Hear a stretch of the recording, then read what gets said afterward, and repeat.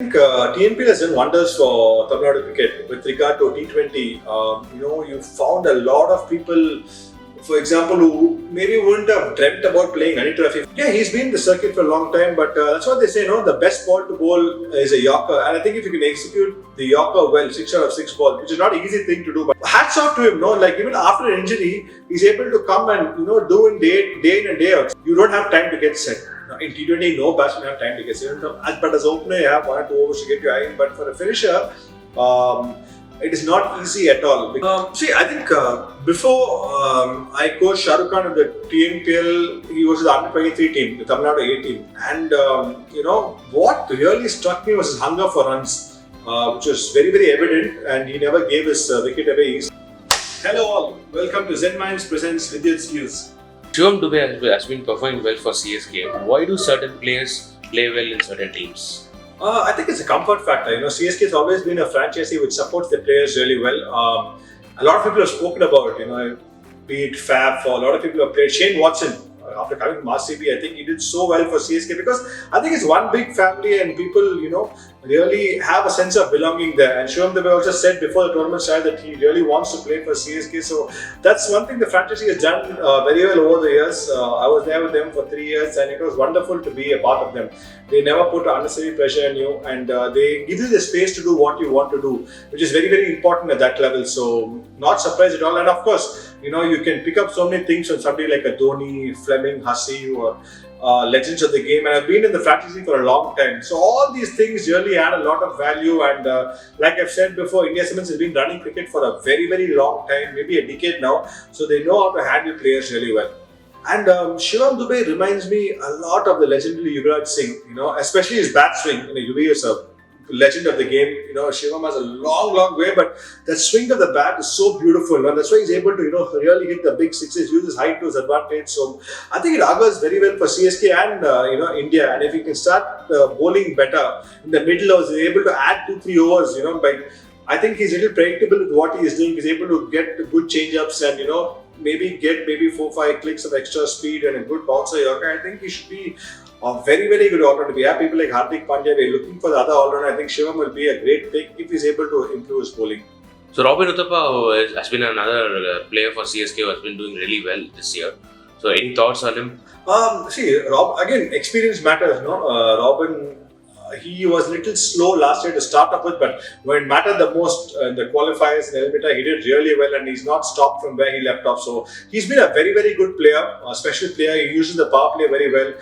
He can play shots all over the ground. And then he waited for the 1 over of Glenn Maxwell Weston, to get into the group before Dube was, taking off really well. So I think Robin did his role really well. When Dube was really going after the bowling, he played sensibly and then he started opening up. And I think that's very important for CSK this year, Robin's role in the top of the order because Rituraj is not yet started taking off as well as he wanted to, and even Dravid has not got that many opportunities. So Robin's form is very, very important for us to do well, and he played beautifully yesterday. I think the kind of shots he played, the quality of batsmanship throughout his innings was fantastic, and it really augurs well for the team.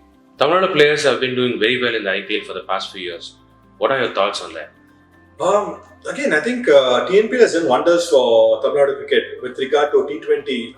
You found a lot of people, for example, who maybe wouldn't have dreamt about playing any trophy. For somebody like a Varun Chakravarti or M. Ashwin coming in and doing so phenomenally well in franchisee cricket is because of tournaments like TNPL where a lot of scouts come and watch them and are able to, a lot of people look at the X factor. Like, for example, Varun Chakravarti has an X factor. It's very difficult to pick him. And he bowls well in the power play, he bowls well in the death also. So that's what, franchisees want. So, and we have a good pool of talent, especially for somebody like a Sai Sudarshan. Again, if he had to get into, IPL franchisee without the TNPL, he'll have to play 2-3 years running trophy, play Syed Mushtaq. But again, TNPL people see him and pick him, So that's very, very good. A lot of people, Natarajan has played for India today. What a fantastic story. So, and again, thanks to TNPL, executed his Yorkers very well then. A lot of scouts came and watched it and picked him. And I can give numerous examples. So again, it's about, opportunity, doing well at the, at the highest level under pressure, which is very, very important. And and there are a lot of good cricketers still waiting in the wings. You've seen a lot of Indrajit is a good player, has not got a chance. Somebody like Sanjay Yadav is good. His brother Sonu Yadav has not been picked, but he's also a very, very good cricketer. I think if he adds another 5-10 clicks to his bowling, he can hit the ball really well. Something like a Shah Rukh Khan again got picked because of how he's able to clear the field comfortably. So TNPL has done a lot of good things, and we have the potential, we have the talent, and I'm really happy that I think we have some 14 people playing the IPL, which shows the kind of impact players we have, and that's why we've been doing very well in the Syed Mushtaq Ali Trophy. We have been very, very consistent. Even I think when the first time we won Syed Mushtaq Ali, I was part of the team and we didn't have any big names. I think Badri was injured and Dinesh led a very, very young group of boys. Some people like MK, Shivam, Devendran, who people who would have heard of, but they did so beautifully in that tournament. So we have always players who are very well equipped for this format, and now that they got the opportunity, I'm sure they're going to get a lot more people from Tamilnadu playing in the IPL. Natarajan has been performing well in this season. He has had a lot of injuries in the past, and Ravi Shastri has said that the team had missed him during the T20 World Cup. What do you think about his performance? And you would have seen him in close quarters in Tamil Nadu circles. Yeah, he's been in the circuit for a long time, but that's what they say, the best ball to bowl is a Yorker. And I think if you can execute the Yorker well, 6 out of 6 balls, which is not an easy thing to do, by the way. I think very, very few people, maybe a Maxwell or a ABD or a Dinesh Karthik, will be able to get under the Yorker and maybe hit you in Cow's Corner, maybe hit you over, say, square leg. But very few people have the talent to do that. And sometimes you have to give it to the batsman. We bowl a good Yorker, but Natarajan bowls a fantastic Yorker and is able to bowl it at will. That's why Bumrah is so good. Natarajan is able to bowl at good speed as well, left arm angle. So I think Ravi Shastri was spot on because having him in the T20 World Cup and especially in the slog, bowling Yorkers, restricting runs and picking up wickets. Like I said, in T20, the best way to contain a batsman is get him out or max him, give him a single. So that's what you can do in a Yorker.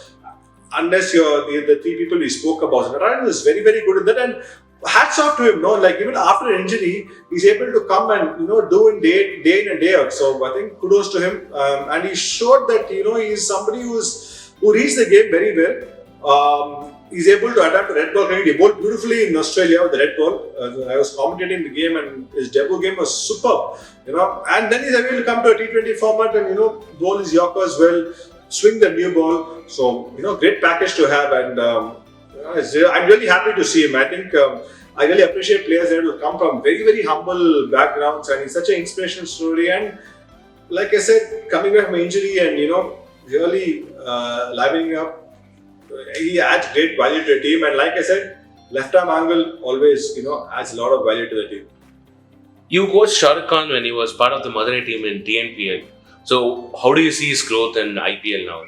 I think before I coached Shah Rukh Khan at the TNPL, he was the under 23 team, the Tamilnadu A team. And what really struck me was his hunger for runs, which was very, very evident, and he never gave his wicket away easily. But we're talking about the 4-day format.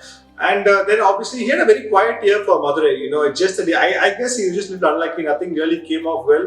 But I think he's really surprised me the way he's taken his game to the next level. Hats off to him for working really hard. And I knew he's always a good player, but what he has brought to the table, and you can see that franchises are after him, is because he's able to really hit the ball a long way. He's able to hit good bowlers, bowling at 140 plus. See, hitting people at 120, 125 is I won't say easy, but it's a lot easier than hitting people at 140, 145. And Shah Rukh Khan is able to do it. And I think he's been a very good inclusion to Kings 11. If he's able to, add that killer punch or finishing game for his side, I think he will, it'll give him a lot of confidence. He's been able to do it for Tamil Nadu side, Mushtaq Ali Trophy, but he's able to do it the IPL. He's contributing well. Every game he's getting the 20 runs for his team at a very, very brisk pace. If he starts winning games, that's what we look at. That's why we talk about the big bucks, and it's all about people winning games for his side. And Shah Rukh is very, very, he is going to get there. I'm very, very confident about that. I think he's just one knock away from, achieving that. He's shown tremendous promise. I think he is part of the Indian squad also, which shows his growth has been very, very good, and people rate him very high. So, fantastic play. He's very fit now. He's a really strong lad. He can hit the ball a long way. And sometimes you just need that one taste of success. If he's able to win one match single-handedly for Punjab Kings, I think he'll be able to do it a lot more regularly. So once you smell that success, I think Shah Rukh is capable of it, and I think that one knock is around the corner. Deepak Chahar has been ruled out for the season. What do you think CSK should do to their bowling? How do they change their tactics? I think, like I said, one of the previous interviews is that Deepak Chahar is going to be a big loss, and now that he's not going to, be available for the rest of the team, because the thing is, he swings the ball well. He gets wickets up front. He gets wickets in the slog as well, and that's what's been hurting. CSK won yesterday because they had 200 plus, and they got wickets up front. They got Faf and Virat, two very, very important players up front. So that added a lot of pressure, but still, RCB ended up getting 195.